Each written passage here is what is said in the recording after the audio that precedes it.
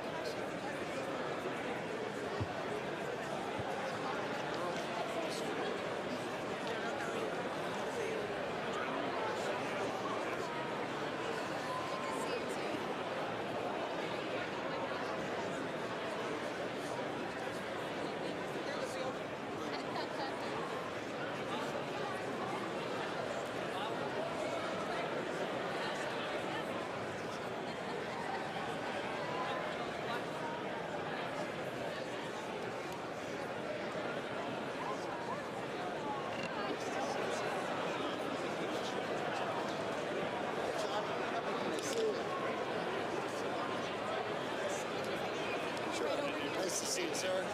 Good to see you. Yes, good to see you.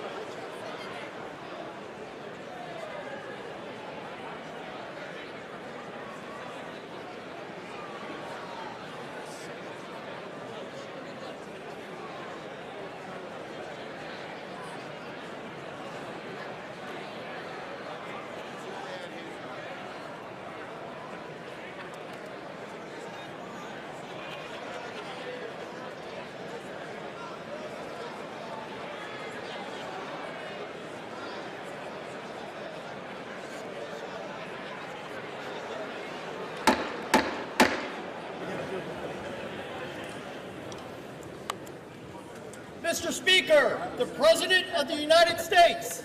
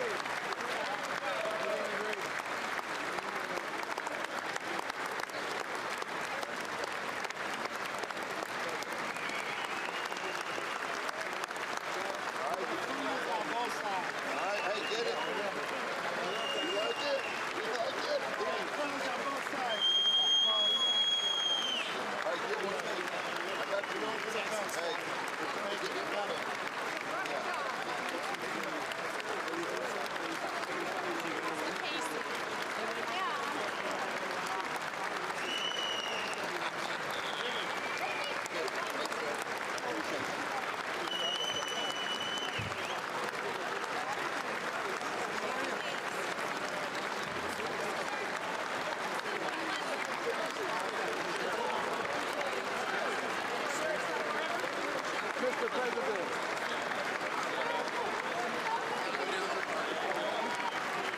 Keep them moving, Mr. Green. I'm sorry. I'm trying to keep them on time.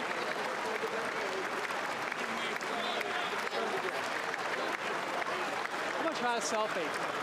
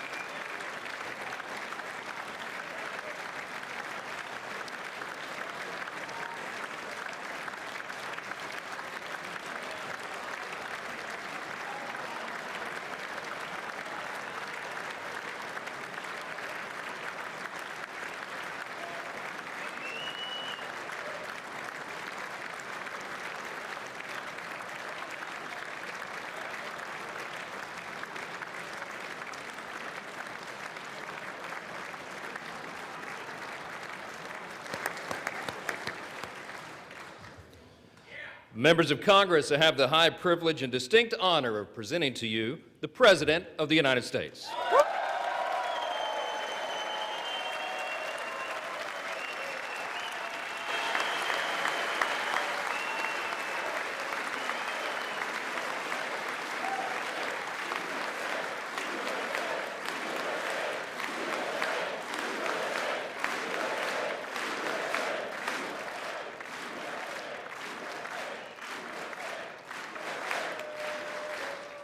Well, thank you very much, everybody. It's really an honor. Speaker Johnson, Vice President Vance, First Lady of the United States,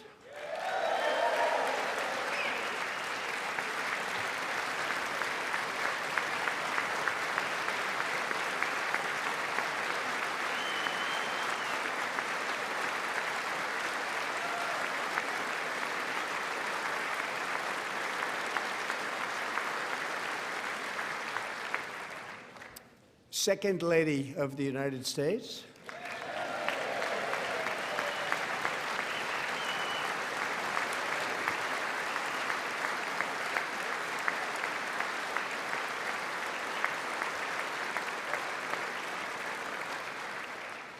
members of Congress, and my fellow Americans. Our nation is back, bigger, better, richer, and stronger than ever before.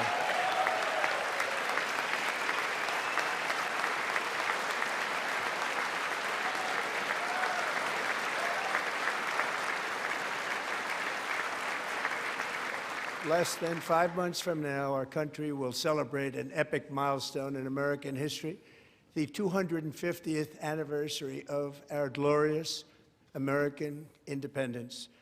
This July 4th, we will mark 2.5 centuries of liberty and triumph, progress and freedom in the most incredible and exceptional nation ever to exist on the face of the earth. And you've seen nothing yet. We're going to do better and better and better. This is the golden age of America.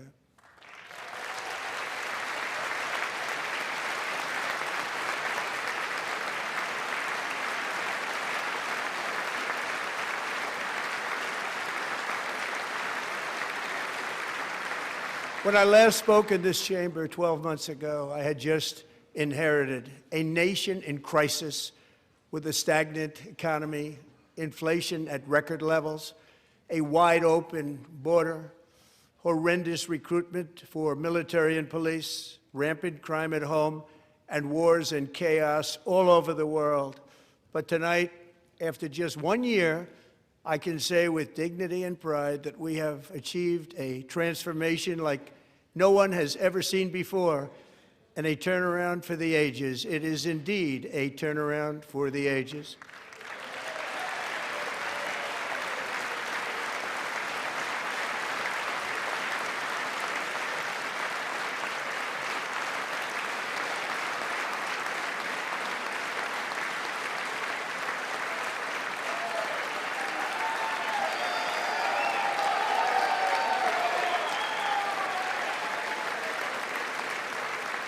And we will never go back to where we were just a very short time ago. We're not going back. Today, our border is secure.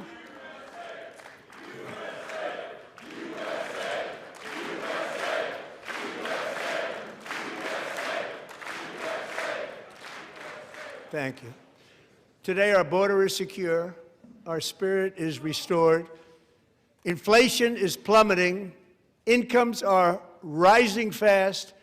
The roaring economy is roaring like never before, and our enemies are scared, our military and police are stacked, and America is respected again, perhaps like never before.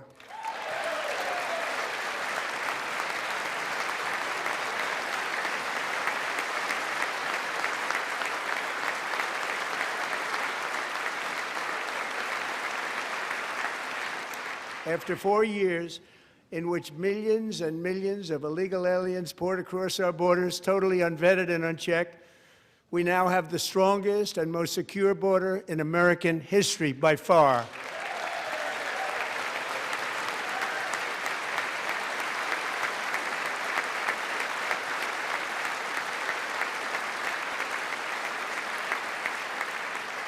In the past 9 months, 0 illegal aliens have been admitted to the United States.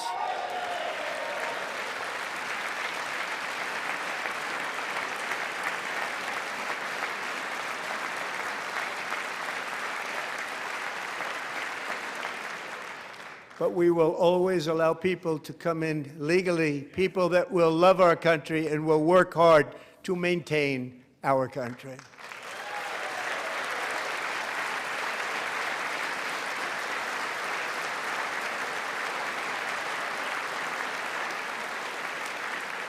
The flow of deadly fentanyl across our border is down by a record 56% in 1 year.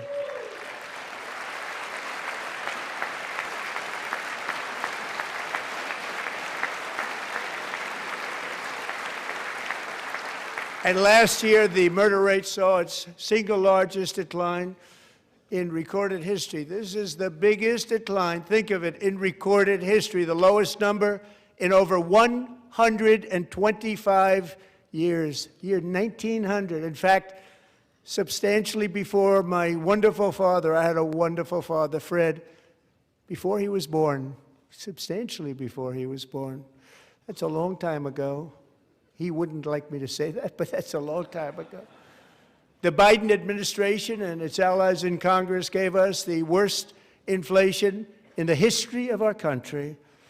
But in 12 months, my administration has driven core inflation down to the lowest level in more than 5 years. And in the last 3 months of 2025, it was down to 1.7%.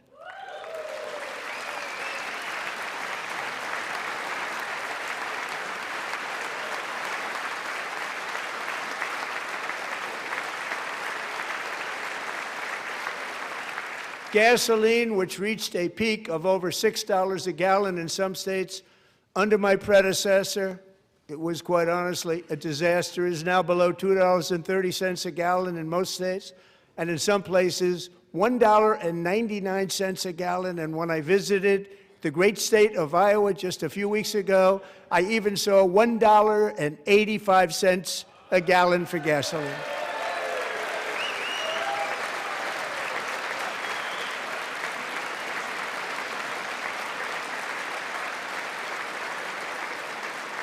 Mortgage rates are the lowest in 4 years and falling fast, and the annual cost of a typical new mortgage is down almost $5,000 just since I took office. 1 year. And low interest rates will solve the Biden-created housing problem while at the same time protecting the values of those people who already own a house that really feel rich for the first time in their lives. We want to protect those values. We want to keep those values up. We're going to do both. And we are going to keep it that way. The stock market has set 53 all-time record highs since the election. Think of that, 1 year.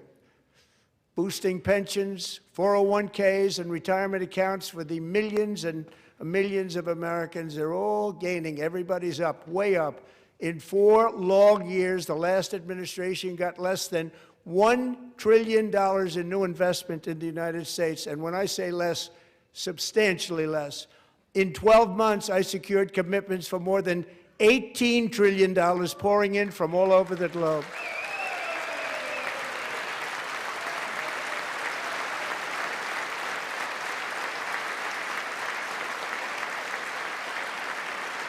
Think of it, much less than $1 trillion for 4 years versus much more than $18 trillion for 1 year. What a difference a president makes.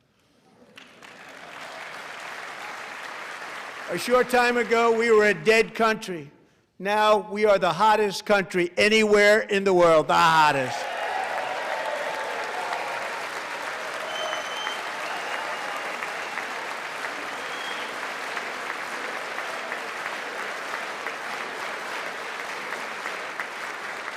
As thousands of new businesses are forming and factories, plants, and laboratories are being built, we have added 70,000 new construction jobs in just a very short period of time. It's getting bigger and bigger and stronger. Nobody can believe what they're watching. American oil production is up by more than 600,000 barrels a day, and we just received from our new friend and partner, Venezuela, more than 80 million barrels of oil.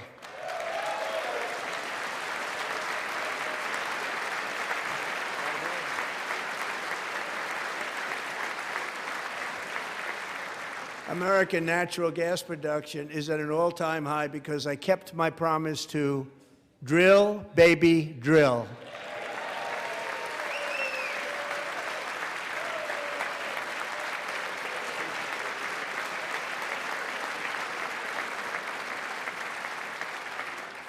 More Americans are working today than at any time in the history of our country. Think about that. Any time in the history of our country, more working today. And 100% of all jobs created under my administration have been in the private sector.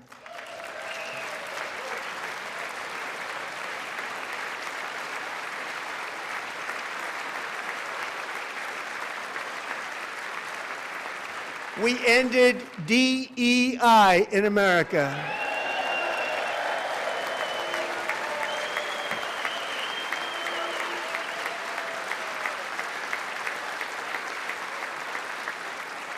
We cut a record number of job-killing regulations, and in 1 year we have lifted 2.4 million Americans, a record, off of food stamps.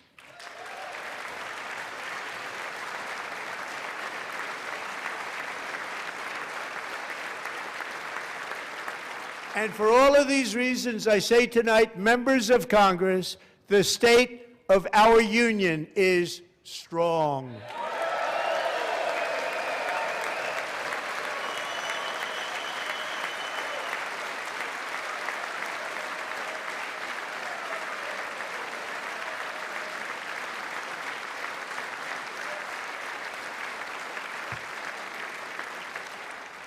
Our country is winning again. In fact, we're winning so much that we really don't know what to do about it. People are asking me, please, please, please, Mr. President, we're winning too much. We can't take it anymore. We're not used to winning in our country. Until you came along, we're just always losing, but now we're winning too much. And I say, no, no, no, you're going to win again. You're going to win big. You're going to win bigger than ever. And to prove that point, here with us tonight is a group of winners who just made the entire nation proud. The men's gold medal Olympic hockey team. Come on in.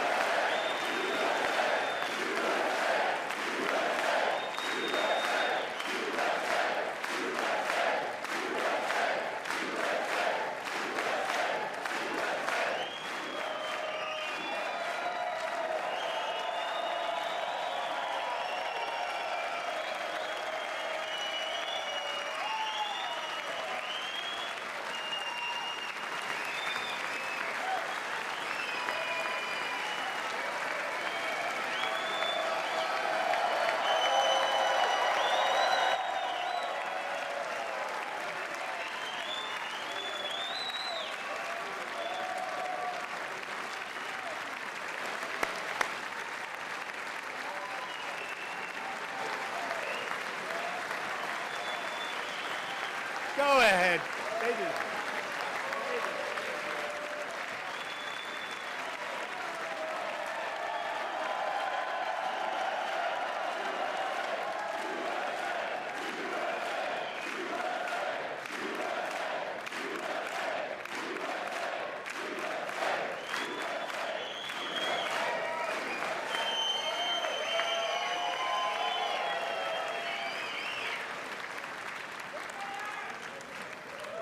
That's the first time I've ever seen them get up. And actually, not all of them did get up. But they beat a fantastic Canadian team in overtime, as everybody saw, as did the American women who will soon be coming to the White House.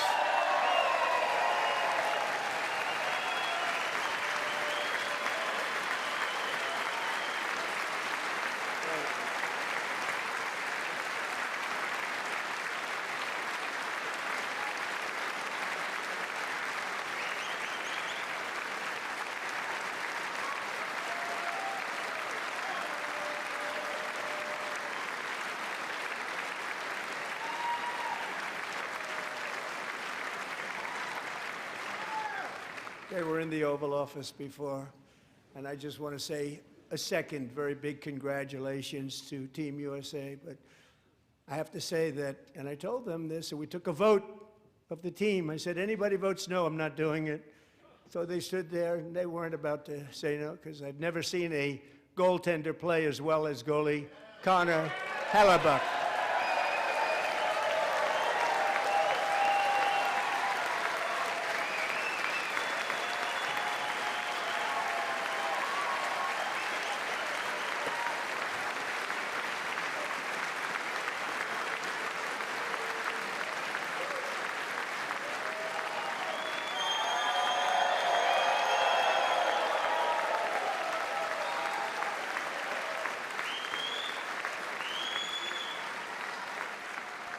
Think of it, 46 shots on goal, and I asked him, the one shot, the one where you put your stick in the back and it hit the neck of your stick and bounced off, do you practice that, or was that a little lucky? He refused to answer that question. But I just want to tell you that the members of this great hockey squad will be very happy to hear, based on their vote and my vote, and in this case my vote was more important, that I will soon be presenting Connor with our highest civilian honor, which we will be given and which has been given to many athletes over the years. But when I say many, not too many, like 12, it's called the highest civilian honor in our country, the Presidential Medal of Freedom.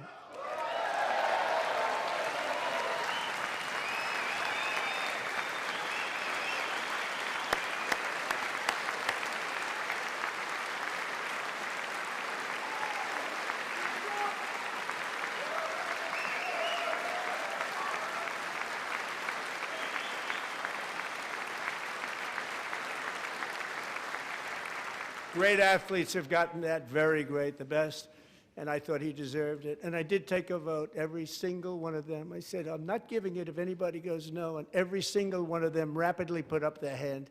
So I want to thank you all. What a special job you did. What special champions you are. Thank you very much.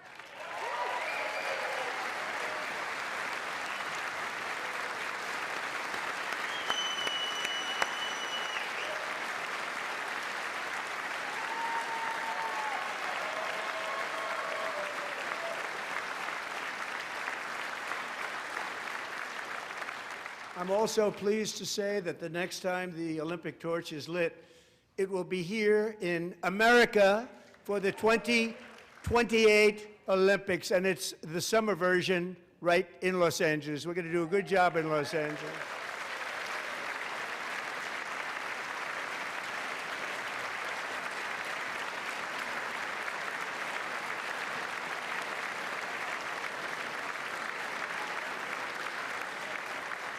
And Los Angeles is going to be safe, just like Washington, D.C. is now one of the safest cities in the country.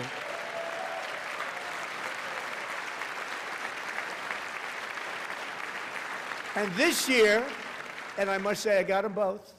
I got them in my first term, and I was disappointed because I didn't think I'd be the president when this happened. But strange things took place.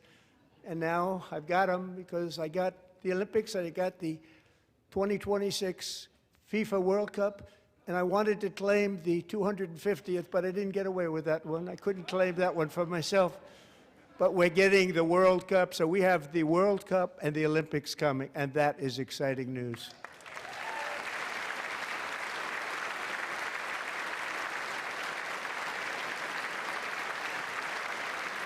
So this will be a year to celebrate our country and the heroes who have kept it free. Men like Buddy Taggart. At age 17, Buddy volunteered to defend America in World War II, serving in the Pacific under the great General Douglas MacArthur. He fought bravely in the famous Battle of Manila, worked so hard.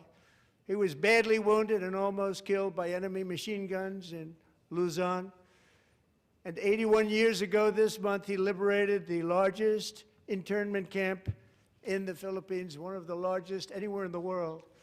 Buddy earned many honors, including a Purple Heart and a Bronze Star, came home, started a family, and tonight he is in the gallery looking forward to July 4th, 2026, his 100th birthday.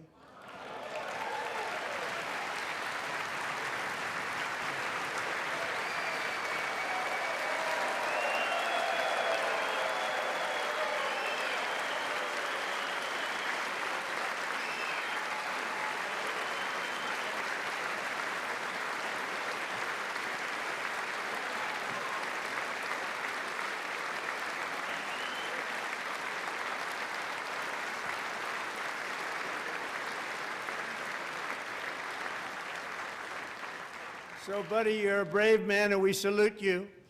Even in times of challenge, setback, and immense heartache, the spirit of 1776 has always shone through very brightly. It was July 4th of last year when floodwaters tore through a girls' summer camp in Central Texas, one of the worst things I've ever seen. I was there, rising 26 feet in the matter of minutes, tragically claiming many, many lives. You all remember that one. As the waters threatened to sweep her away, 11-year-old Millie Kate McClelland closed her eyes and prayed to God. She thought she was going to die. Those prayers were answered when Coast Guard rescue swimmer Scott Ruskin descended from a helicopter above. Nobody knew where he came from. It was Scott's first ever rescue mission, a young guy, but very brave, very, very top, always top in his class. And he lifted not just Millie Kate, but 164 others to safety.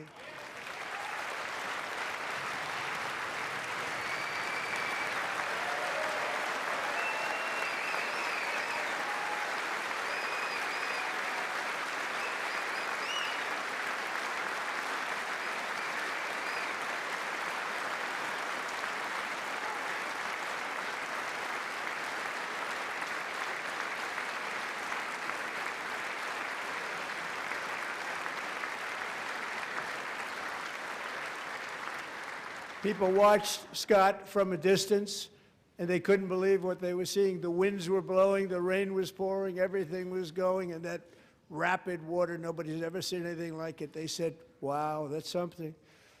Tonight, Scott and Millie Kate are here together, reunited for the very first time. Thank you, Scott, Millie Kate.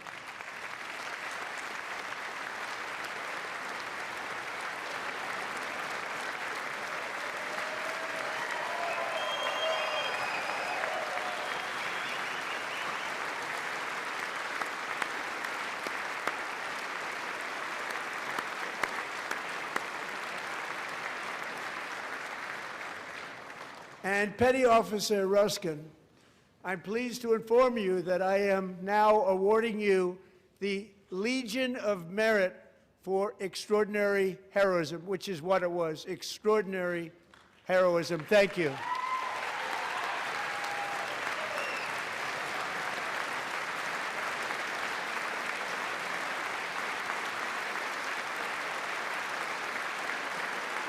And I'd like to have the military aide to please come down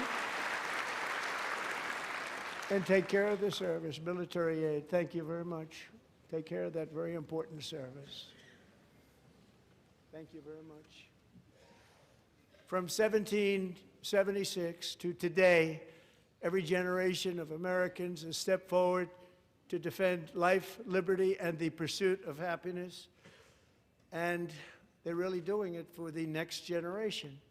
But now it's our turn. Together we're building a nation where every child has the chance to reach higher and go further, where government answers to the people, not the powerful, and where the interests of hardworking American citizens are always our first and ultimate concern. That is the debt we owe to the heroes who came before us, and that is the promise we must keep to America for our 250th year. Last year, I urged this Congress to begin the mission by passing the largest tax cuts in American history, and our Republican majorities delivered so beautifully. Thank you, Republicans.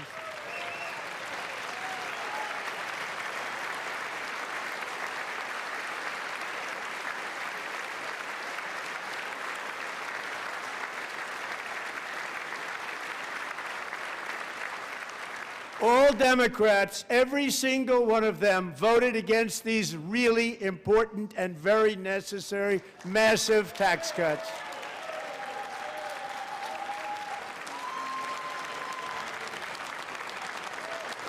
They wanted large-scale tax increases to hurt the people instead.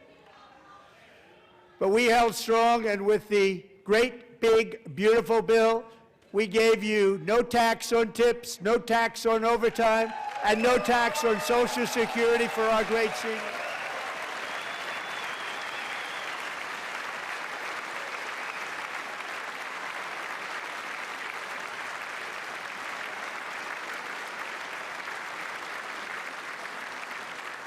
And we also made interest on auto loans tax deductible the first time, but only if the car is made in America.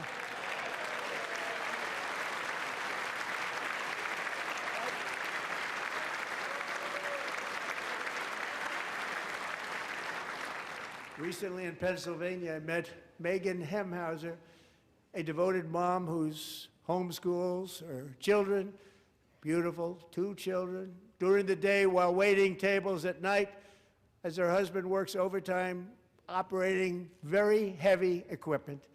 Megan is here this evening, and she's happy to tell you that she is so much richer because with no tax on tips, no tax on overtime, and our expanded child tax credit done again by Republicans, Megan and her husband will take home more than $5,000 extra just for the year, cutting her tax bill in more than half.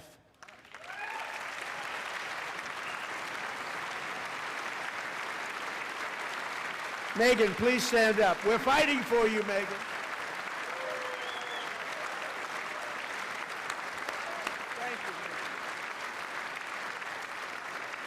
Thank you, Megan. We're fighting for you, Megan. Under our bill, parents like Megan can also activate their children's brand new Trump accounts. And I didn't name it. I did not name that.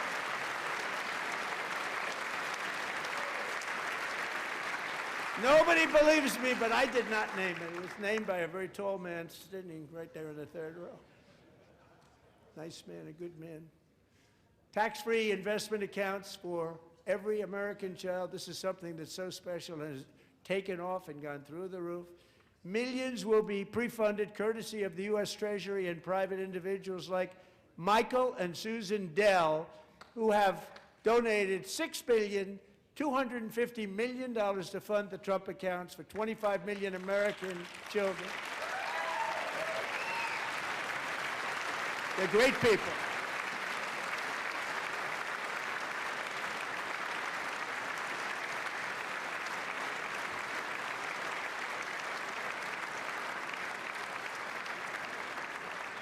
When I asked Michael Dell, how do you make all that money? He said, well, I just sat on my dorm in school, and I made computers, and I'd sell them to people, and I just kept selling and selling and selling, and pretty amazing story. That's called the American dream. He sold a lot of computers, a lot of those laptops, so I congratulate him on that, but I really thank him and Susan, as well as others like Brad Gerstner, a very tremendous guy. He was behind it right from the beginning. Brad Gerstner. Thank you, Brad.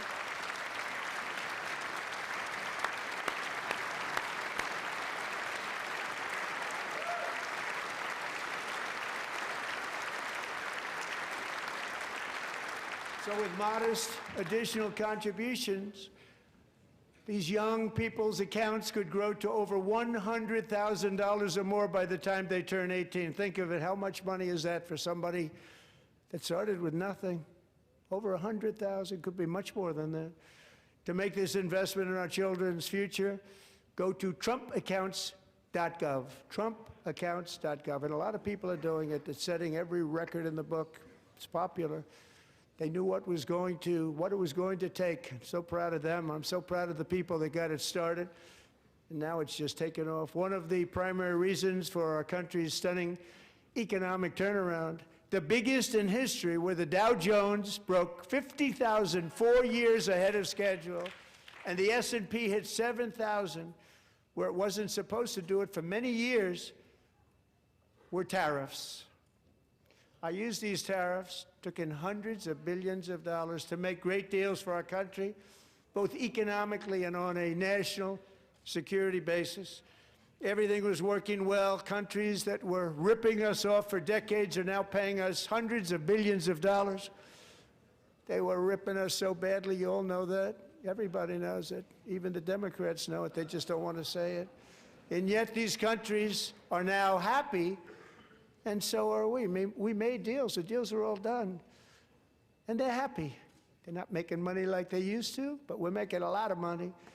There was no inflation, tremendous growth, and the big story was how Donald Trump called the economy correctly, and 22 Nobel Prize winners in economics didn't. They got it totally wrong. They got it really wrong. And then just 4 days ago, an unfortunate ruling from the United States Supreme Court, it just came down. It came down. Very unfortunate ruling. But the good news is that almost all countries and corporations want to keep the deal that they already made, right, Scott? Knowing that the legal power that I, as president, have to make a new deal could be far worse for them, and therefore they will continue to work along the same successful path that we had negotiated before the Supreme Court's unfortunate involvement. So despite the disappointing ruling, these powerful, country-saving, it's saving our country, the kind of money we're taking in, peace-protecting. Many of the wars I settled was because of the threat of tariffs. I wouldn't have been able to settle them without. Will remain in place under fully approved and tested alternative legal statutes. And they have been tested for a long time. They're a little more complex, but they're actually probably better, leading to a solution that will be even stronger than before. Congressional action will not be necessary. It's already time-tested and approved. And as time goes by, I believe the tariffs paid for by foreign countries will, like in the past, substantially replace the modern-day system of income tax, taking a great financial burden off the people that I love.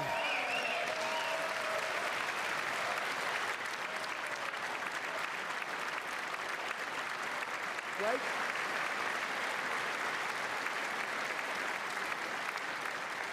Moving forward, factories, jobs, investment, and trillions of dollars will continue pouring into the United States of America because we finally have a president who puts America first. I put America first. I love America.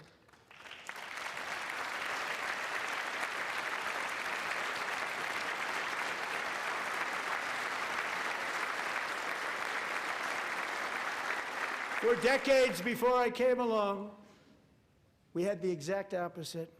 From trade to healthcare, from energy to immigration, everything was stolen and rigged in order to drain the wealth out of the productive, hardworking people who make our country great, who make our country run.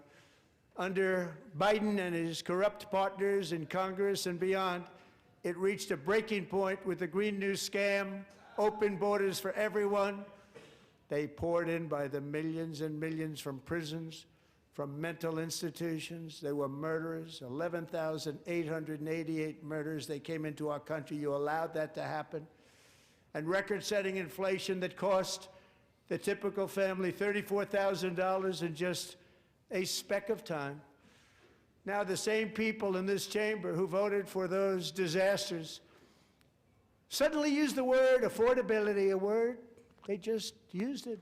Somebody gave it to them, knowing full well that they caused and created the increased prices that all of our citizens had to endure. You caused that problem.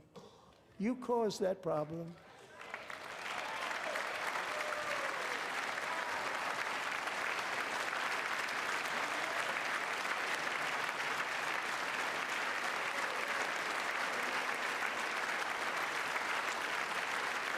They knew their statements were a lie. They knew it. They knew their statements were a dirty, rotten lie. Their policies created the high prices Our policies are rapidly ending them. We are doing really well. Those prices are plummeting downward.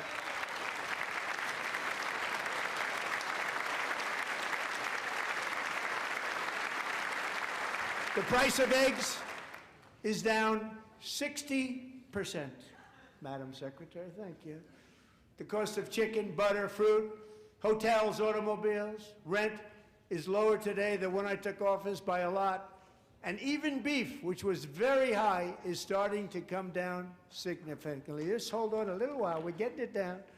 And soon you will see numbers that few people would think were possible to achieve just a short time ago. Nobody can believe when they see the kind of numbers, and especially energy, when they see energy going down to numbers like that, they cannot believe it. It's like another big tax cut.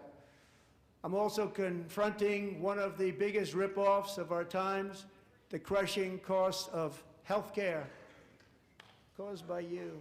Since the passage of the Unaffordable Care Act, sometimes referred to as Obamacare, big insurance companies have gotten rich. It was meant for the insurance companies, not for the people.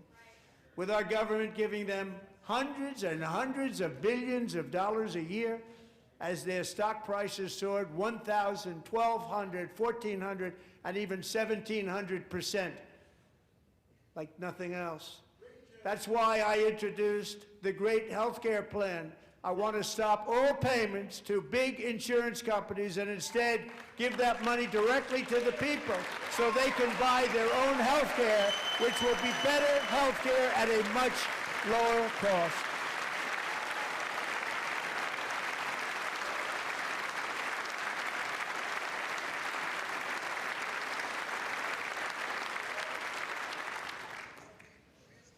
In addition, my plan requires maximum price transparency. That's a big deal. Sounds so simple, so big. And I did that in my first term, and the Democrats immediately terminated it with full knowledge that they were doing a very bad thing for the people. Costs were going to go way up, and that's what happened, and now I'm bringing them way down on health care and everything else. I'm also ending the wildly inflated cost of prescription drugs like has never happened before.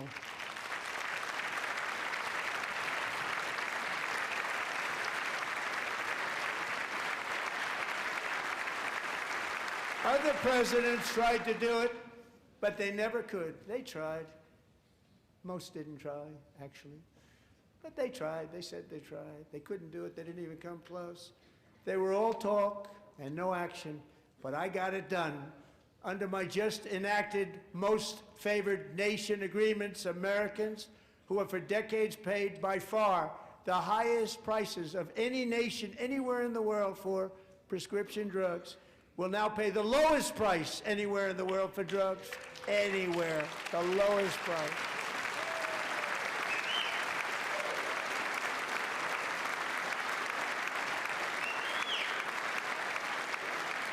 So in my first year of the second term, should be my third term, but strange things happen. I took prescription drugs, a very big part of health care, from the highest price in the entire world to the lowest. That's a big achievement.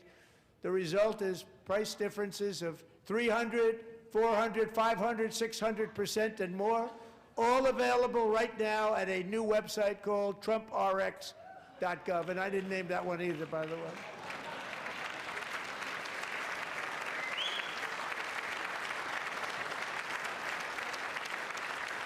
And here tonight is the very first customer ever to get that big discount, and it is big, Catherine Rayner. For 5 years, she and her husband have struggled with infertility, and they turned to IVF. One drug has been costing Catherine $4,000 to purchase, but a few weeks ago, she logged onto the TrumpRx website and got that same drug that cost $4,000, got it for under $500. A reduction of much more, actually, than $3,500. Catherine, we are all praying for you, and you're going to be a great mom.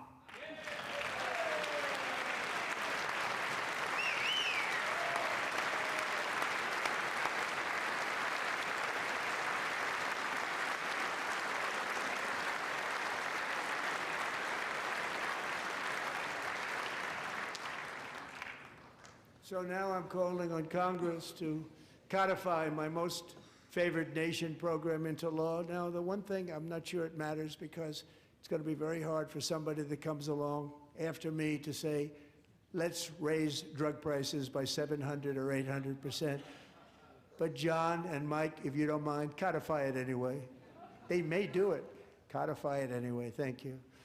Many Americans are also concerned that energy demand from AI data centers could unfairly drive up their electric utility bills. Tonight, I'm pleased to announce that I have negotiated the new Ratepayer Protection Pledge. You know what that is? We're telling the major tech companies that they have the obligation to provide for their own power needs. They can build their own power plants as part of their factory so that no one's prices will go up. And in many cases, prices of electricity will go down for the community and very substantially down. This is a unique strategy never used in this country before. We have an old grid. It could never handle the kind of numbers, the amount of electricity that's needed. So I'm telling them they can build their own plant. They're going to produce their own electricity. It will ensure the company's ability to get electricity while at the same time lowering prices of electricity for you, and could be very substantial for all of you cities and towns. You're going to see some good things happen over the next number of years. Another pillar of the American dream that has been under attack is home ownership. With us tonight is Rachel Wiggins, a mom of two from Houston. She placed bids on 20 homes and lost all of those bids to gigantic investment firms that bypassed inspection, paid all cash, and turned those houses into rentals, stealing away her American dream. She was devastated. Stories like this are why last month I signed executive order to ban large Wall Street investment firms from buying up in the thousands single-family homes.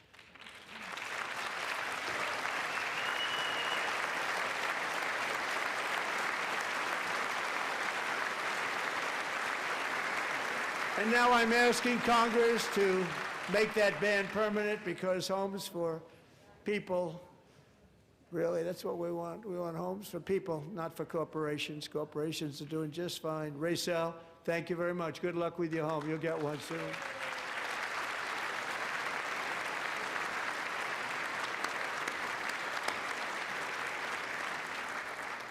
We're also working to make it easier for Americans to save for retirement.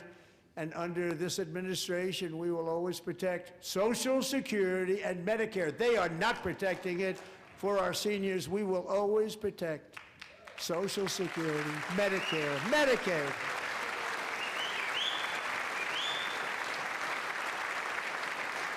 Since I took office, the typical 401k balance is up by at least $30,000. That's a lot of money. We have millions and millions of people, because the stock market has done so well, setting all those records. Your 401ks are way up. Yet half of all of working Americans still do not have access to a retirement plan with matching contributions from an employer. To remedy this gross disparity, I'm announcing that next year my administration will give these often forgotten American workers, great people, the people that built our country, access to the same type of retirement plan offered to every federal worker. We will match your contribution with up to $1,000 each year. As we ensure that all Americans can profit from a rising stock market, let's also ensure that members of Congress cannot corruptly profit from using insider information.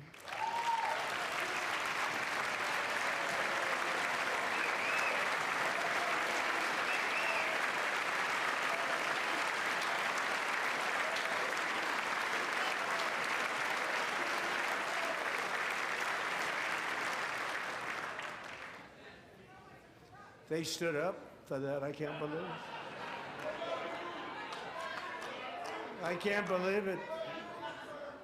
Did Nancy Pelosi stand up if she's here? Doubt it. Pass the Stop Insider Trading Act without delay.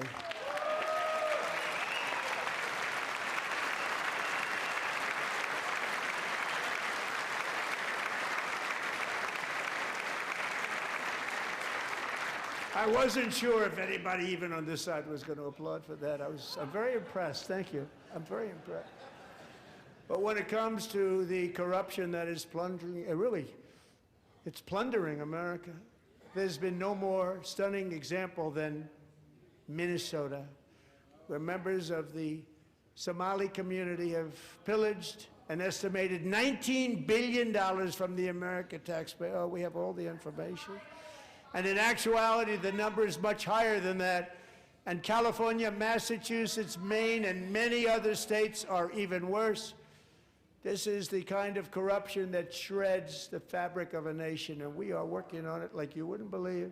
So tonight, although started 4 months ago, I am officially announcing the war on fraud to be led by our great Vice President, J.D. Vance.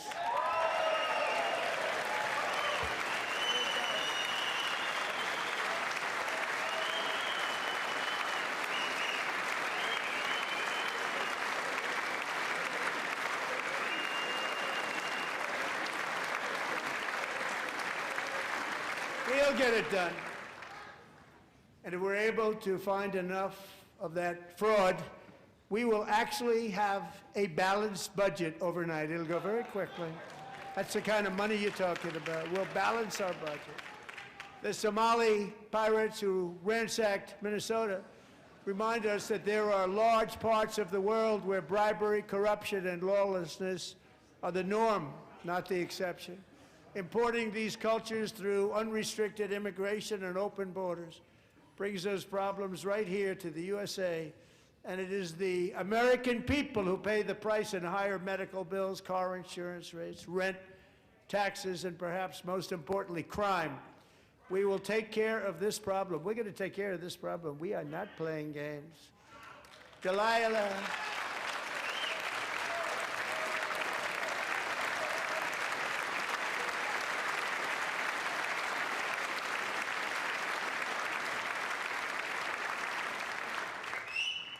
Delilah Colvin was only 5 years old in June 2024 when a 18-wheel tractor trailer plowed into her stopped car traveling at 60 miles an hour or more.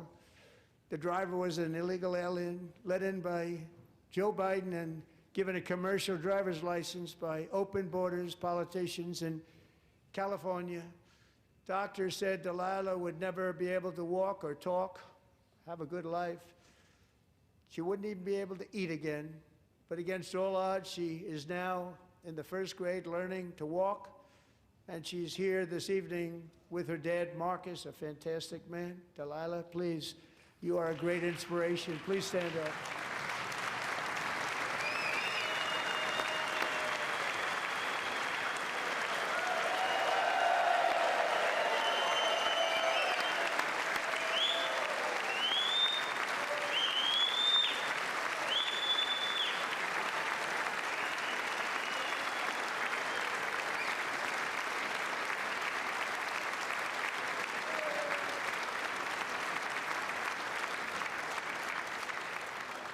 Thank you, Delilah. Many, if not most, illegal aliens do not speak English and cannot read even the most basic road signs as to direction, speed, danger, or location. That's why tonight I'm calling on Congress to pass what we will call the Delilah Law, barring any state from granting commercial driver's licenses to illegal aliens.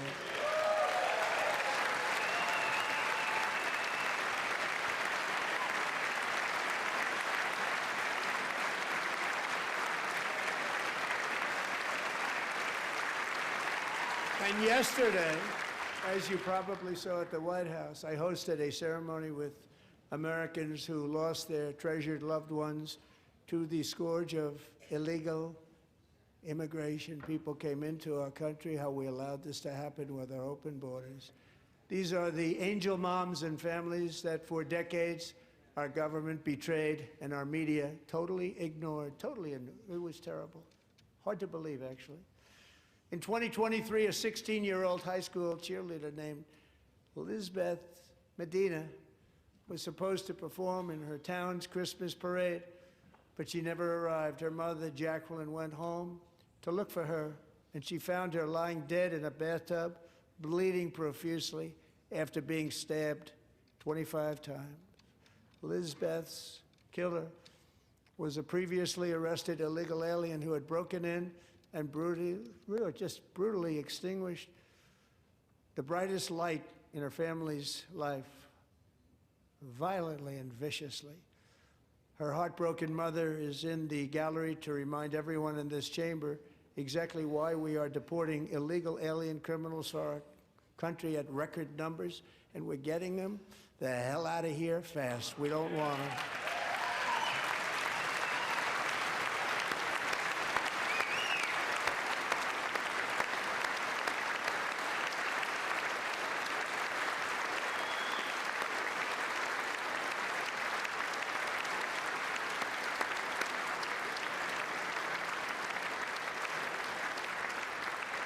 Thank you very much, Jacqueline. Thank you. We can never forget that many in this room not only allowed the border invasion to happen before I got involved, but indeed they would do it all over again if they ever had the chance. If they ever got elected, they would open up those borders to some of the worst criminals anywhere in the world. The only thing standing between Americans and a wide open border right now is President Donald J. Trump and our great Republican patriots in Congress. Thank you. Thank you.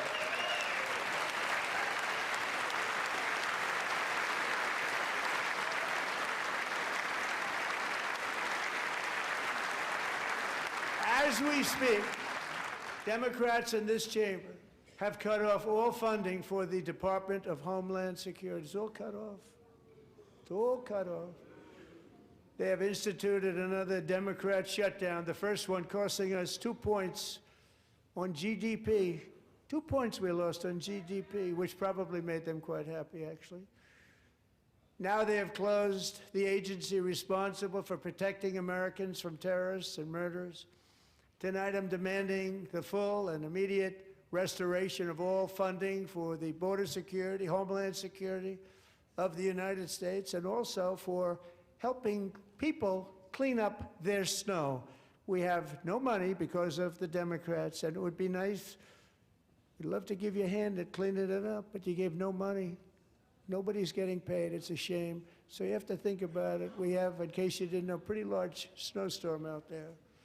One of the great things about the State of the Union is how it gives Americans the chance to see clearly what their representatives really believe. So tonight I'm inviting every legislator to join with my administration in reaffirming a fundamental principle.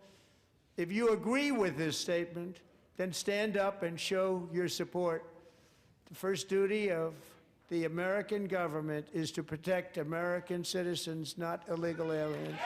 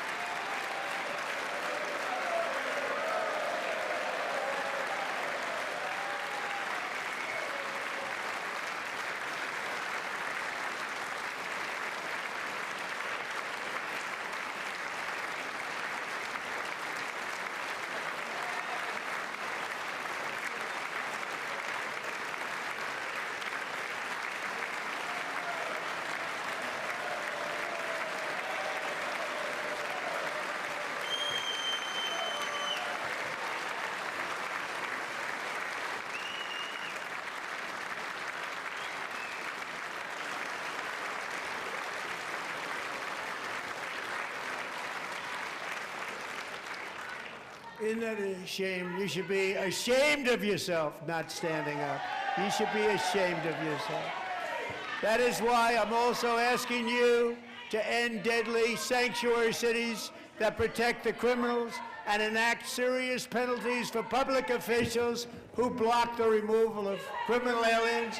In many cases, drug lords, murderers all over our country, they're blocking the removal of these people out of our country, and you should be ashamed of yourself. Yeah.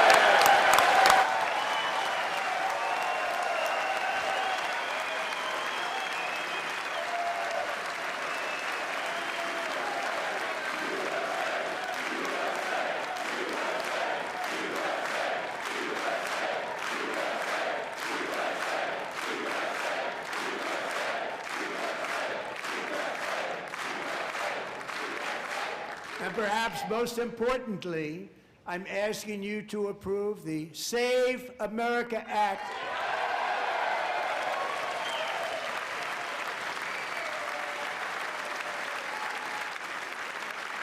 To stop illegal aliens and others who are unpermitted persons from voting in our sacred American elections. That cheating is rampant in our elections. It's rampant. It's very simple. All voters must show voter ID.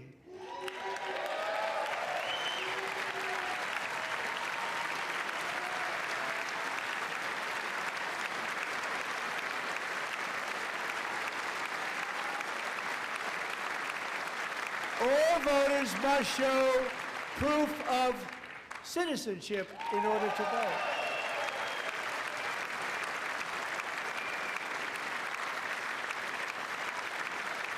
And no more crooked mail-in ballots except for illness, disability, military, or travel. None. And this should be an easy one. And by the way, it's polling at 89%, including Democrats. 89%.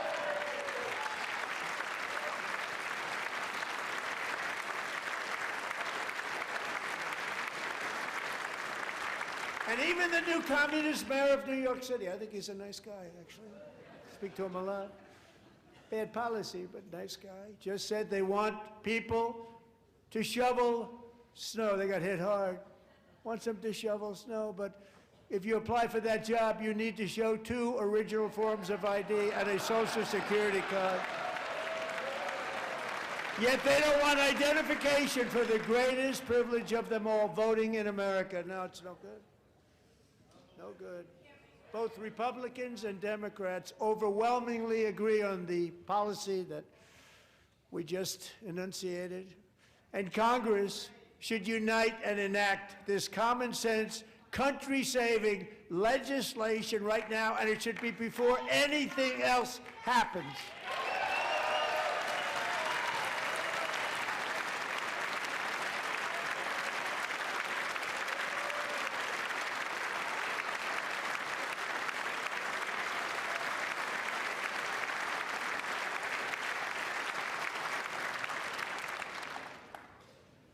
And the reason they don't want to do it, why would anybody not want voter ID? One reason, because they want to cheat. There's only one reason. They make up all excuses. They say it's racist. They come up with things you almost say, what imagination they have. They want to cheat. They have cheated. And their policy is so bad that the only way they can get elected is to cheat. And we're going to stop it. We have to stop it, John.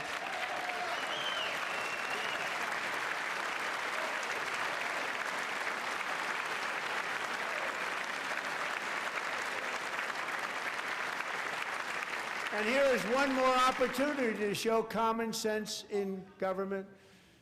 In the gallery tonight are Sage Blair and her mother, Michelle. In 2021, Sage was 14 when school officials in Virginia sought to socially transition her to a new gender, treating her as a boy and hiding it from her parents. Hard to believe, isn't it? Before long, a confused Sage ran away from home after she was found in a horrific situation in Maryland A left-wing judge refused to return Sage to her parents because they did not immediately state that their daughter was their son. Sage was thrown into an all-boys state home and suffered terribly for a long time. But today, all of that is behind them because Sage is a proud and wonderful young woman with a full-ride scholarship to Liberty University. Sage and Michelle, please stand up.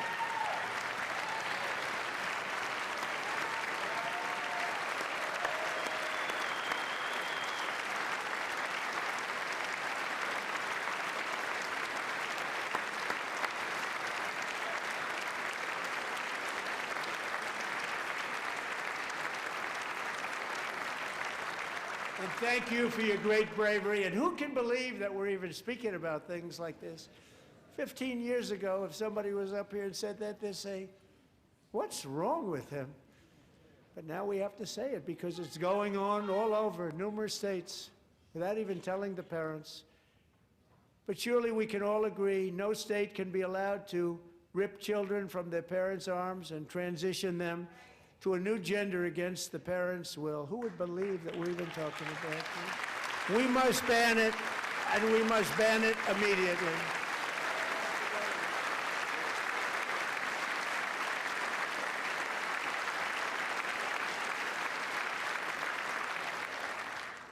Look, nobody stands up. These people are crazy, I'm telling you. They're crazy.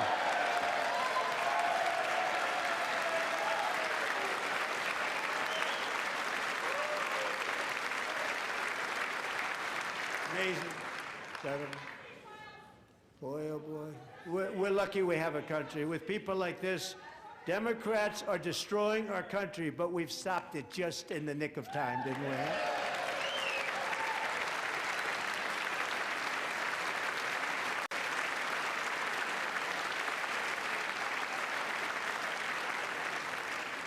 No one cares more about protecting America's youth than our wonderful First Lady, now a movie star. She's a movie star. Can you believe it? Who would have believed that? Over the past year, she has had an incredible impact championing AI legislation, advancing a landmark executive order on foster care, and helping secure $30 million to launch the Melania Trump Foster Youth to Independence Initiative. It's a tremendous, really a tremendous thing that happened and had a lot of bipartisan support. She gets much better bipartisan support than I do. I get none. She gets a lot. Someday you're going to have to tell me how you did that. And students and educators in every state have joined the First Lady's efforts in the presidential AI challenge, keeping America's next generation positioned to succeed and strongly succeed in the future.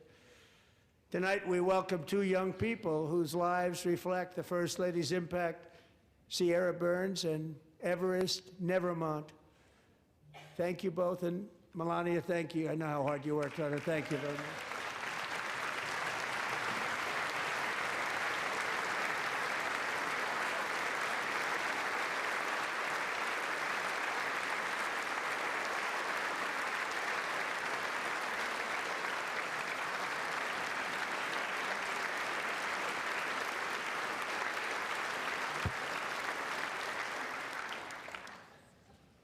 I'm very proud to say that during my time in office, both the first 4 years and in particular this last year, there has been a tremendous renewal in religion, faith, Christianity, and belief in God.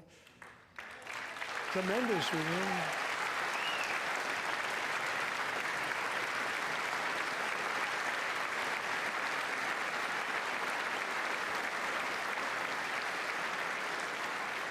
This is especially true among young people, and a big part of that had to do with my great friend, Charlie Kirk, a great guy, great man.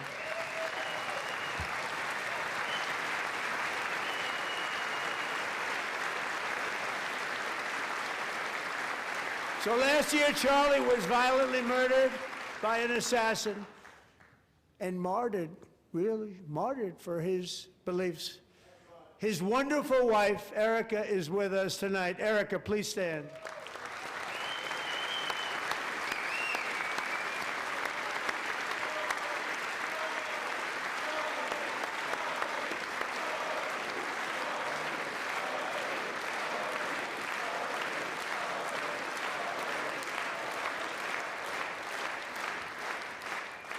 Thank you, Erica. Been through a lot.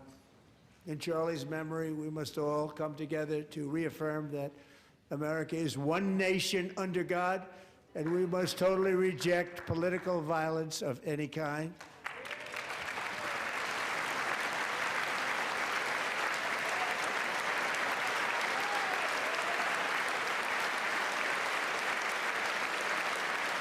We love religion, and we love bringing it back, and it's coming back at levels that nobody actually thought possible. It's really a beautiful thing to see.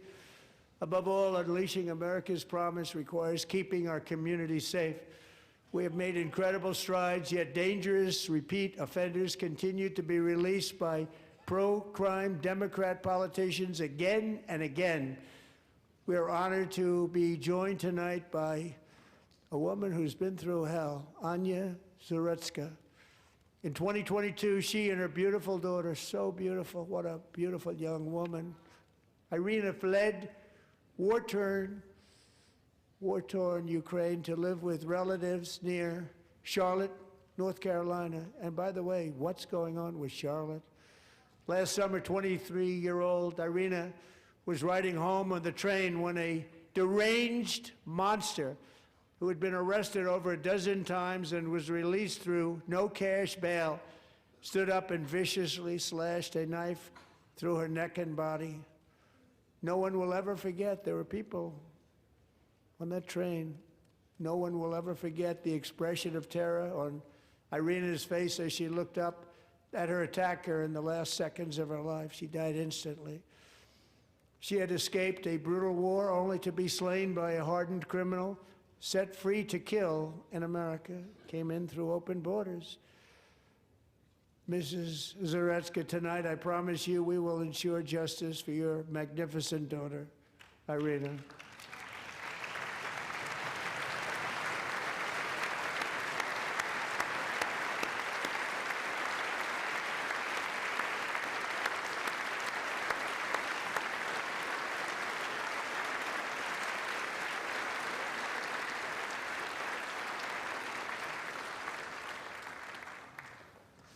How do you not stand? How do you not stand? I'm asking this Congress to pass tough legislation to ensure that violent and dangerous repeat offenders are put behind bars, and importantly, that they stay there.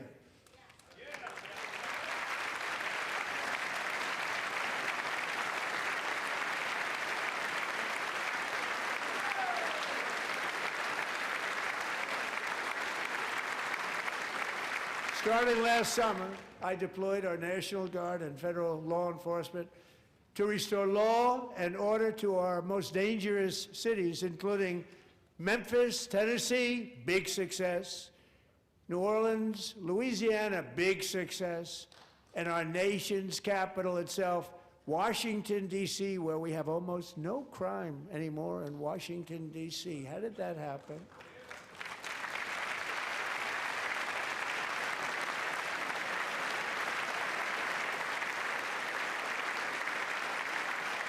In fact, crime in Washington is now at the lowest level ever recorded, and murders in D.C. this January were down close to 100% from a year ago.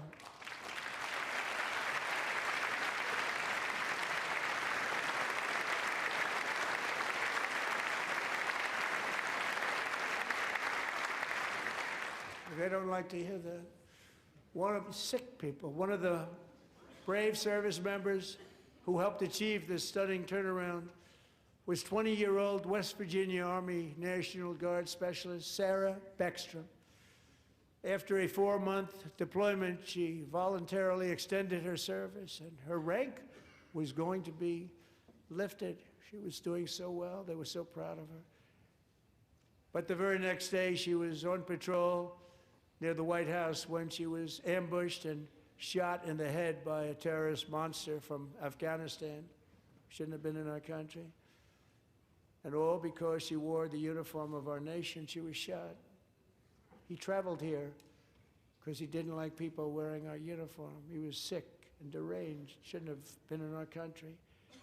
Sarah Beckstrom died in order to defend our capital, and we are honored to be joined by her wonderful parents, Gary and Evalie. Your daughter was a true American patriot, and she will be greatly missed. She was a great person. I saw reports on her. They've never seen anything like it.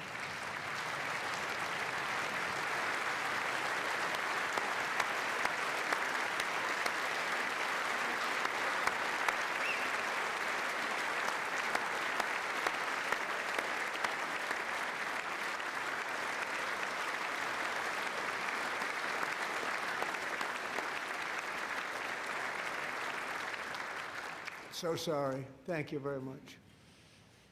She's a great young lady. I saw reports that were like, perfect. She was perfect. Serving alongside Sarah that day was Staff Sergeant Andrew Wolf. The terrorist shot Andrew in the head, and no one thought he could possibly make it. The two of them, Sarah and Andrew, both shot violently in the head. Neither was expected to make it. They weren't even given a chance, except his wonderful mother, named Melody, who I spoke to the same night, and she was so positive. The doctors thought that Andrew was gone, but his mother said, no, no, Mr. President, Andrew will be fine. He's going to make it. I've never seen anything like it. I mean, he was given almost no chance. She said, I have no doubt, sir, he's going to be okay. This was a conversation that I had with her that night, with her son laying helplessly in bed, blood all over. Everybody is praying, she said, sir, he will be okay. The doctors didn't understand what she was saying, and after looking at the results of the damage done, neither did I. She was so strong and conclusive that even Andrew's great father felt she didn't really understand the gravity of the situation. But she turned out to be right. Right, Melody? She turned out to be right.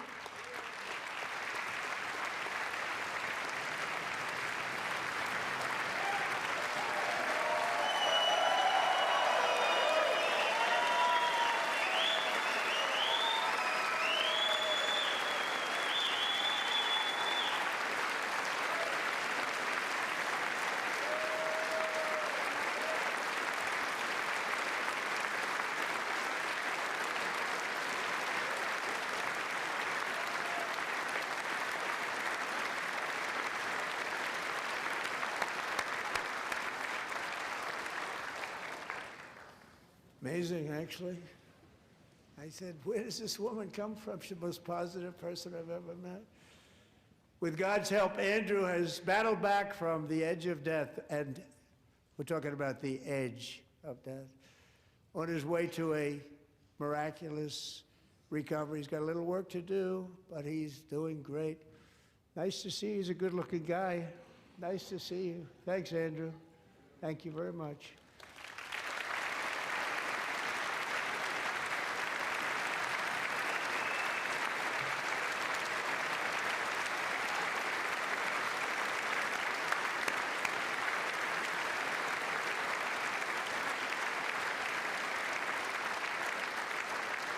So, Andrew, while you're up, now I'm going to ask a highly respected General James Seward to present Staff Sergeant Andrew Wolf and the great family of Sarah Beckstrom with the award created by our late, great President George Washington himself. It's called the Purple Heart.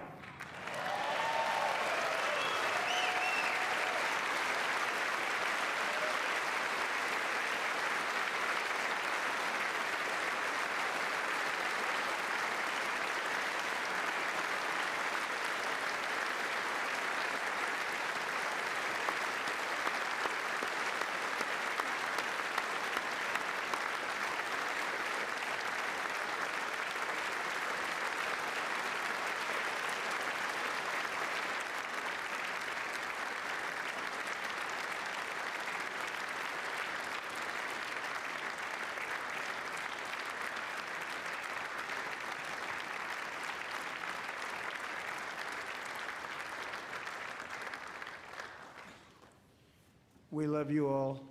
Love you. We're proudly restoring safety for Americans at home, and we are also restoring security for Americans abroad. Our country has never been stronger. My first 10 months, I ended 8 wars, including Cambodia. Isn't it funny? Sick people.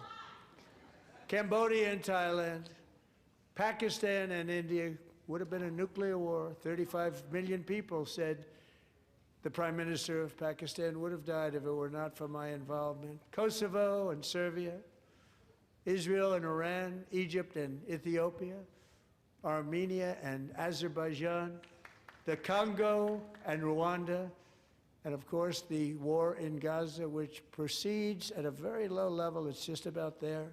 And I want to thank Steve Witkoff and Jared Kushner for your help. Thank you, Steve. Thank you, Jared.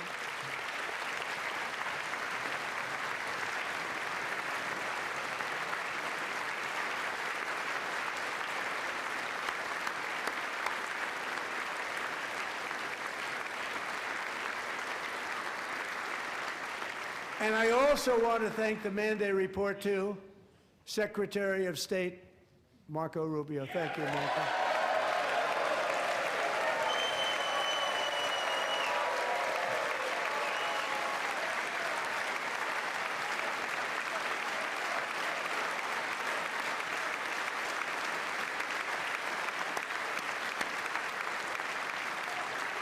People like you.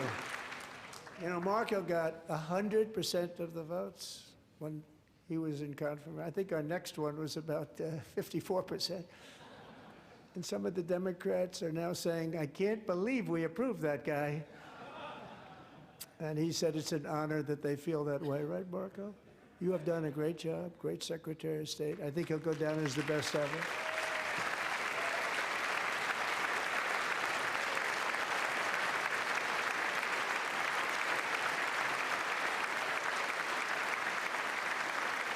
Under the ceasefire I negotiated, every single hostage, both living and dead, has been returned home. Can you believe that?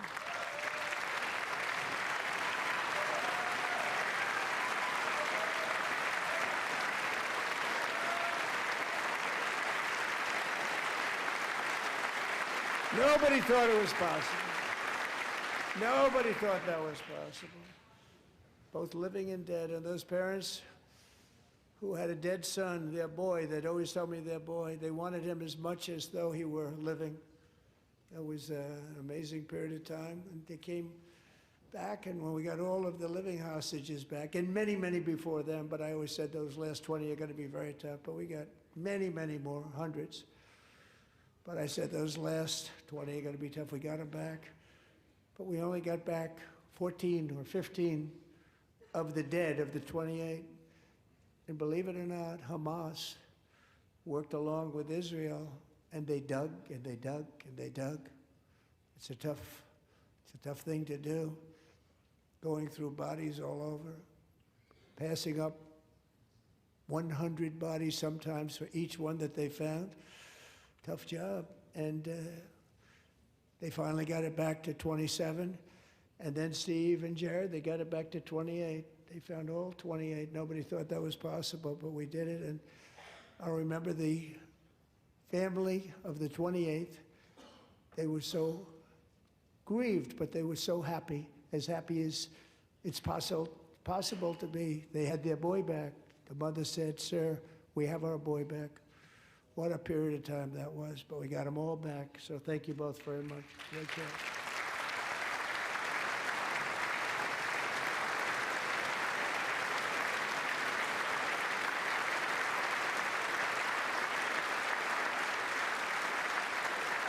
And we're working very hard to end the 9th war, the killing and slaughter between Russia and Ukraine, where 25,000 soldiers are dying each and every month. Think of that, 25,000 soldiers are dying a month.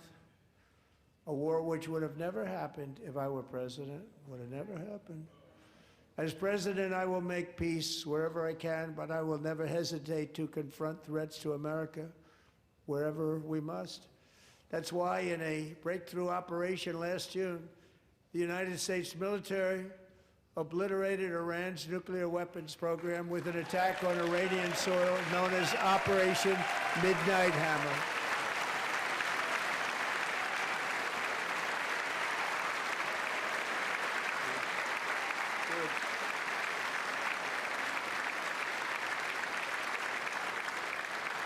For decades, it had been the policy of the United States never to allow Iran to obtain a nuclear weapon.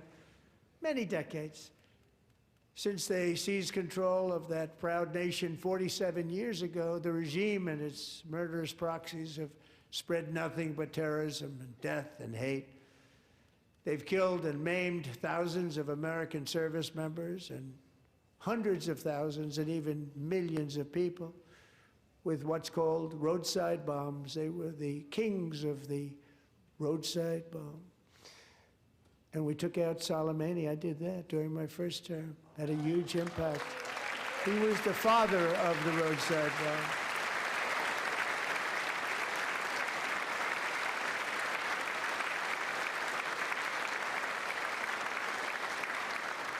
And just over the last couple of months with the protests, they've killed at least, it looks like, 32,000 protests. 32,000 protesters in their own country. They shot them and hung them. We stopped them from hanging a lot of them with the threat of serious violence. But this is some terrible people. They've already developed missiles that can threaten Europe and our bases overseas, and they're working to build missiles that will soon reach the United States of America. After Midnight Hammer, they were warned to make no future attempts to rebuild their weapons program, and in particular, nuclear weapons. Yet they continue, starting it all over. We wiped it out, and they want to start all over again, and are at this moment again pursuing their sinister ambitions. We are in negotiations with them. They want to make a deal, but we haven't heard those secret words. We will never have a nuclear weapon. My preference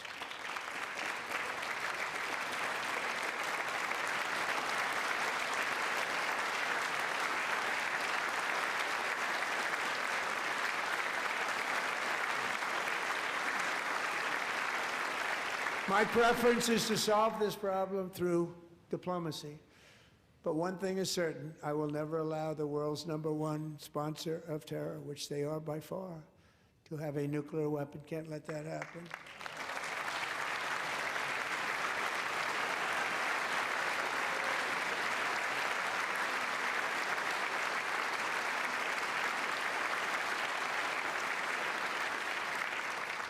And no nation should ever doubt America's resolve. We have the most powerful military on earth. I rebuilt the military in my first term. We're going to continue to do so. Also, we just approved a $1 trillion budget. We have no choice. We have to be strong, because hopefully we will seldom have to use this great power that we built together. It's really called peace through strength, and it's been very, very effective.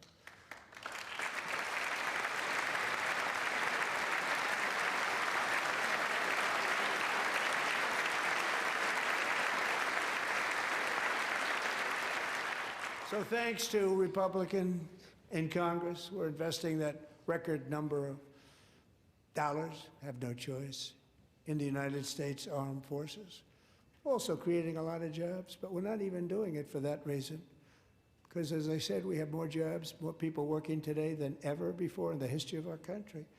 And NATO countries are friends and allies. They are. They're our friends and they're our allies. Have just agreed, at my very strong request, to pay 5% of GDP for military defense rather than the 2%, which they weren't paying. We were paying for almost all of NATO. Now they're paying 5 as opposed to not paying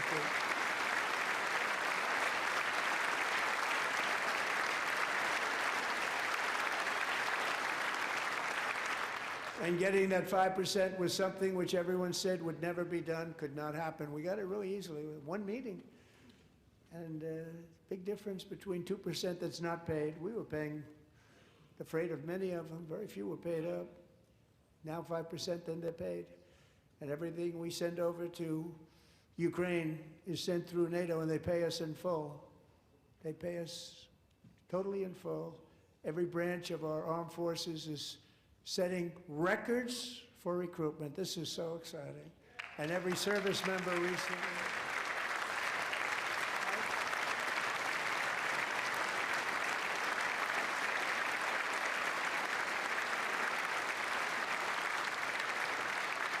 And every service member recently received a warrior dividend of $1,776.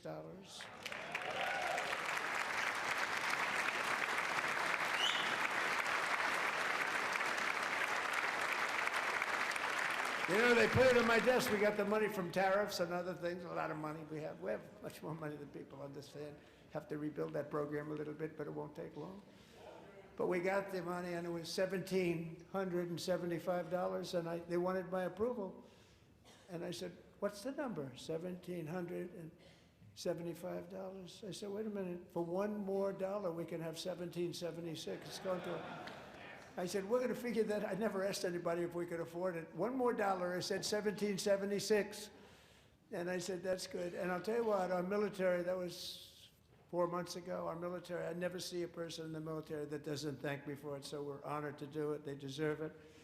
And we call it 1776. It was great. And we love our military. We love our law enforcement. We love our firemen. You know, the firemen don't get mentioned enough. We love our firemen. We're also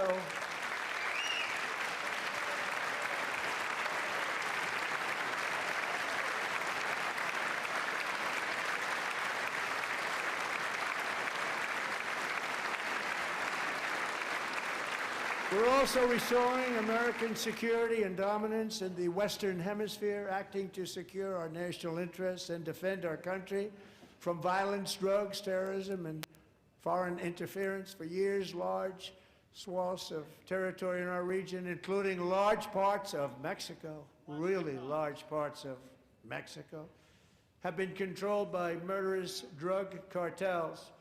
That's why I designated these cartels as foreign terrorist organizations, and I declared illicit fentanyl as a weapon of mass destruction.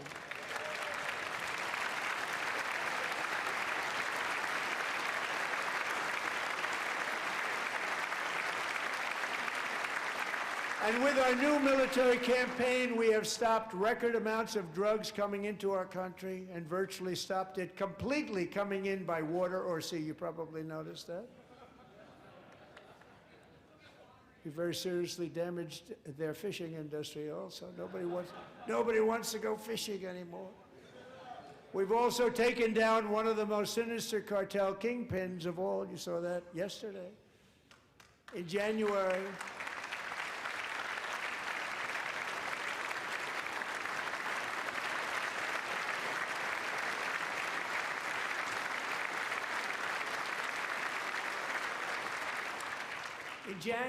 elite American warriors carried out one of the most complex, spectacular feats of military competence and power in world history. No one's seen anything like it. Foreign leaders, I won't tell you who, called me and they said, very impressive, very good.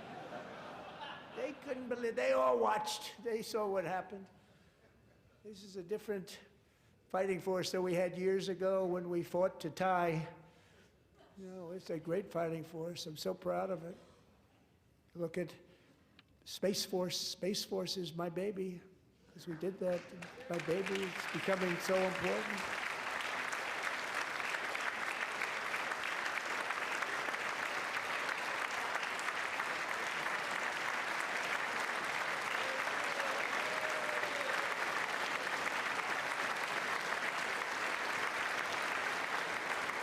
And America's armed forces overwhelmed all defenses and utterly defeated an enemy, good fighters, to end the reign of outlaw dictator Nicolas Maduro and bring him to face American justice.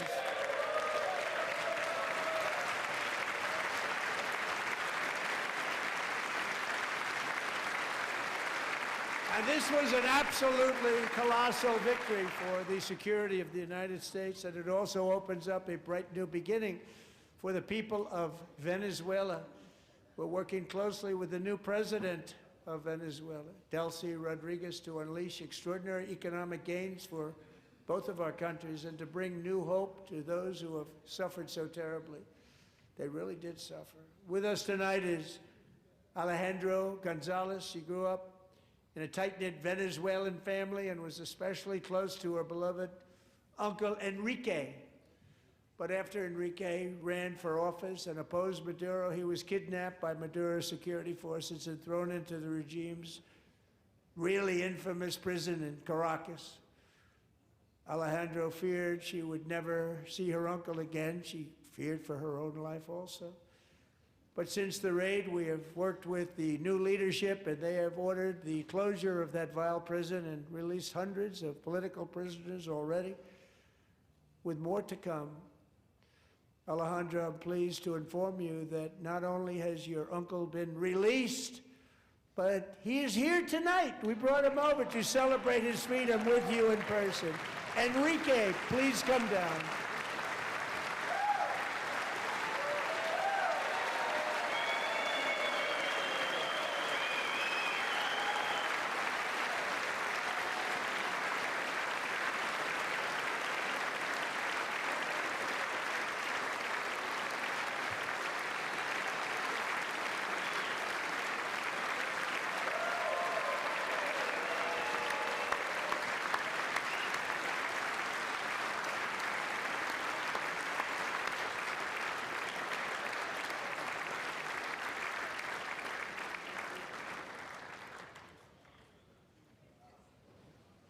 Thank you, Enrique. Have a good time.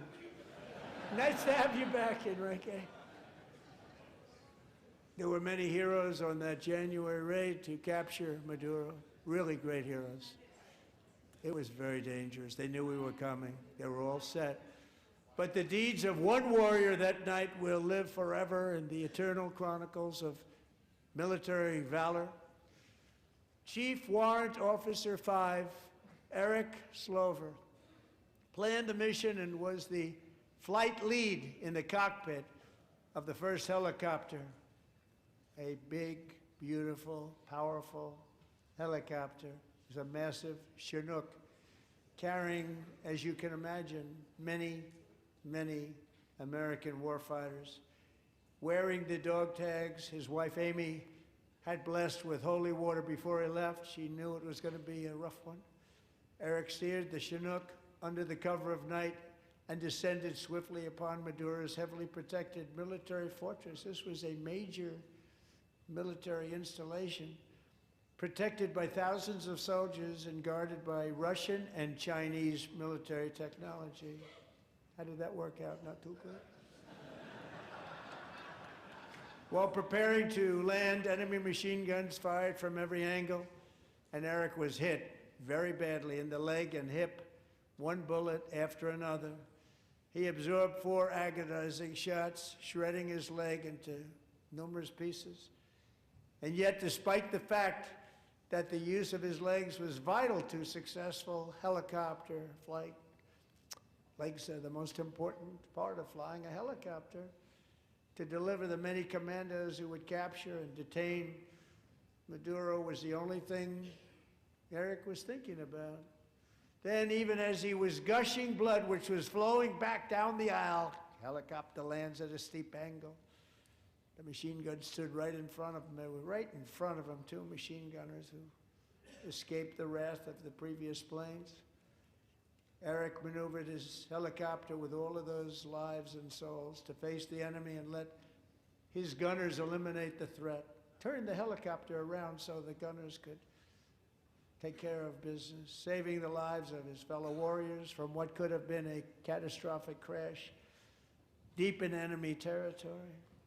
Only after safely landing the helicopter with all the warriors aboard in the exact right spot, which was vital to the mission. We probably would have had to maybe cancel the mission if that didn't happen.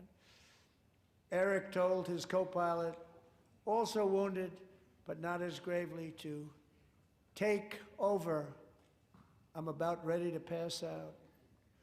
The success of the entire mission and the lives of his fellow warriors hinge on Eric's ability to take the searing pain. It was unbelievable what's happened to his legs, of the bullets, and keep on flying and landing, and people knew what was happening. Everybody in the back of the helicopter knew because they saw the blood pouring down the aisle.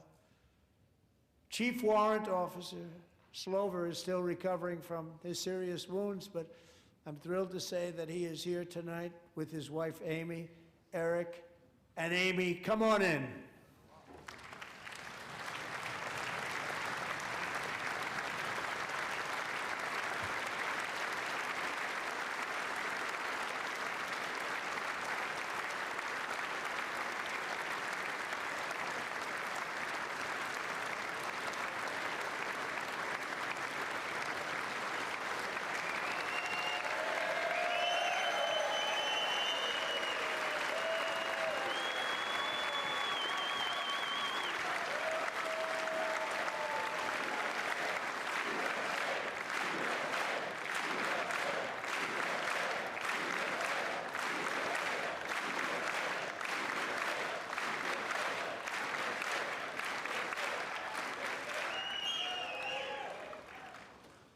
So we have a surprise for Eric and Amy.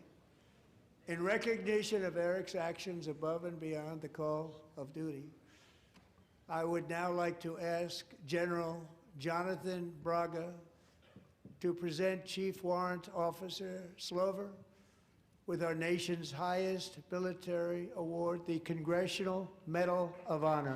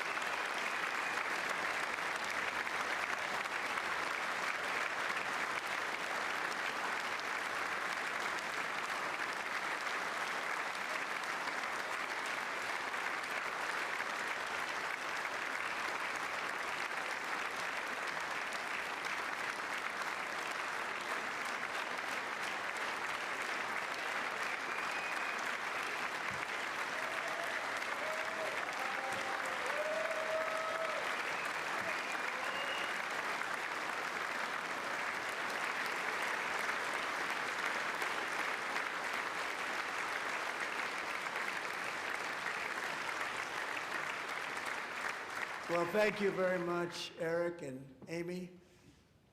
Great to get to know you. I met with them and with a lot of their fellow warriors at Fort Bragg recently. You notice the name Fort Bragg, we have it back, we brought it back. We won the First World War with it, the Second World War with it, and then they decided to change the name. So we changed it back. Everybody wanted to change back too. And 10 of Eric's fellow warriors from that incredible night of victory will also be receiving medals at a private ceremony that will soon be held at the White House, and Eric will be there. Thank you.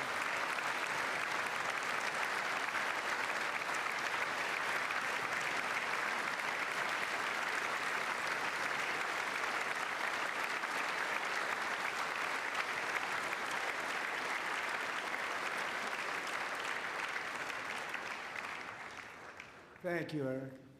That's a big one.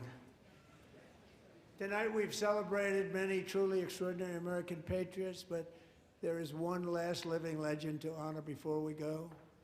He is one more heroic American aviator, Navy fighter pilot. Royce Williams served in World War II, Korea, Vietnam, flying more than 220 missions. In the skies over Korea in 1952, Royce was in the dogfight of a lifetime, legendary dogfight. Flying through blizzard conditions, his squadron was ambushed by 7 Soviet fighter planes. It was his first aerial combat of the war, and despite being massively outnumbered and outgunned, Royce led the takedown of 4 enemy jets and almost destroyed the others, vanquishing his adversaries while taking 263 bullets to his own plane and being seriously hurt. His story was secret for over 50 years. He didn't even want to tell his wife, but the legend grew and grew. But tonight, at 100 years old, this brave Navy captain is finally getting the recognition he deserves. He was a legend long before this evening. Royce, please stand up, and I will ask the First Lady of the United States to present Captain Royce Williams with his Congressional Medal of Honor.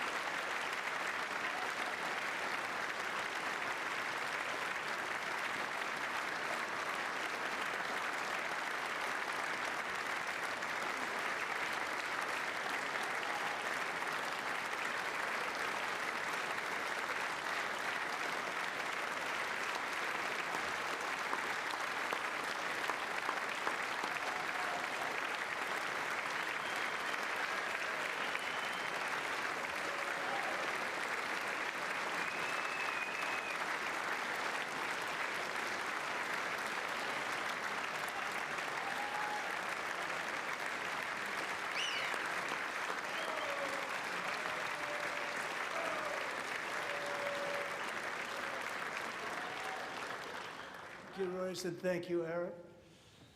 I've always wanted the Congressional Medal of Honor, but I was informed I'm not allowed to give it to myself, and I wouldn't know why I'd be taking it, but if they ever open up that law, I will be there with you someday. But you know, that's our highest honor, Congressional Medal of Honor, and that's a big thing, and it's an honor to be in the same room with you. Thank you both very much, Eric. Thank you.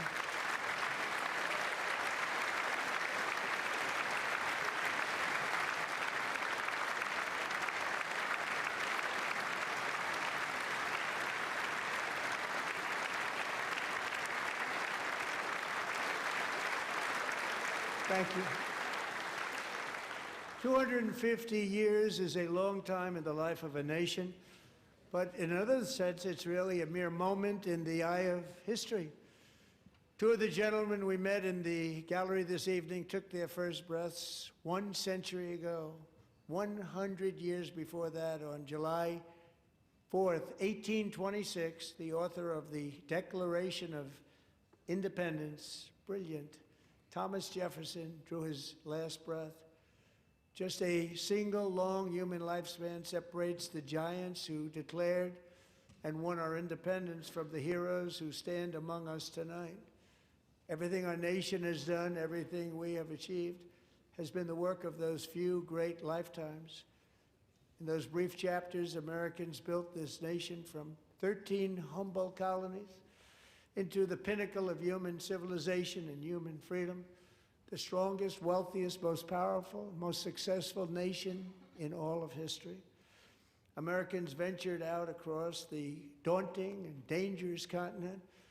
We carved paths through an unforgiving wilderness, settled a boundless frontier, and tamed the beautiful but very, very dangerous Wild West. From empty marshes and wide open plains, we raised up the world's greatest cities. Together, we mastered the world's mightiest industries and shattered history's monstrous tyrannies. And we liberated millions from the chains of fascism, communism, oppression, and terror.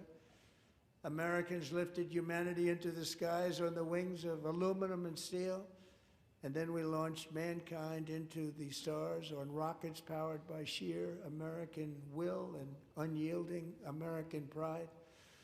We wired the globe with our ingenuity. We captivated the planet with American culture. And now we are pioneering the next great American breakthroughs that will change the entire world. All of this and so much more is the enduring legacy, unmatched glory of the hardworking patriots who built and defended this country and who still carry the hopes and freedoms on all of humanity's backs. For years they were forgotten, betrayed, and cast aside. But that great betrayal is over, and they will never be forgotten again. Because when the world needs courage, daring, vision, and inspiration, it is still turning to America. And when God needs a nation to work his miracles, he knows exactly who to ask. There is no challenge Americans cannot overcome, no frontier too vast for us to conquer, no dream too bold for us to chase, no horizon too distant for us to claim. For our destiny is written by the hand of providence, and these first 250 years were just the beginning. From the rugged border towns of Texas to the heartland villages of Michigan, from the sun-kissed shores of Florida to the endless fields of the Dakotas, and from the historic streets of Philadelphia to right here in our nation's capital, Washington, D.C., the golden age of America is upon us. The revolution that began in 1776 has not ended. It still continues because the flame of liberty and independence still burns in the heart of every American patriot. And our future will be bigger, better, brighter, bolder, and more glorious than ever before. Thank you, God bless you, and God bless America.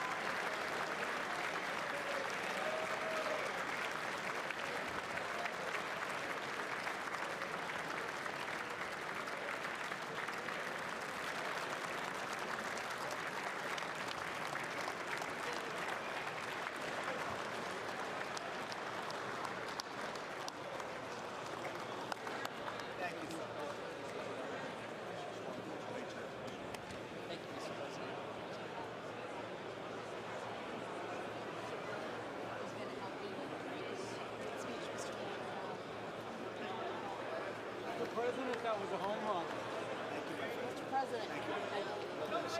Hey. Okay, you too. All right. You're the best. Thank you. Good job. Thank you. Thank you. Very well done, sir. We'll see you Friday, Mr. President. Great job. Oh, good. See you. Great job, sir. Thank you. Well done. God bless. Great job. Good man. Thank you. Excellent speech.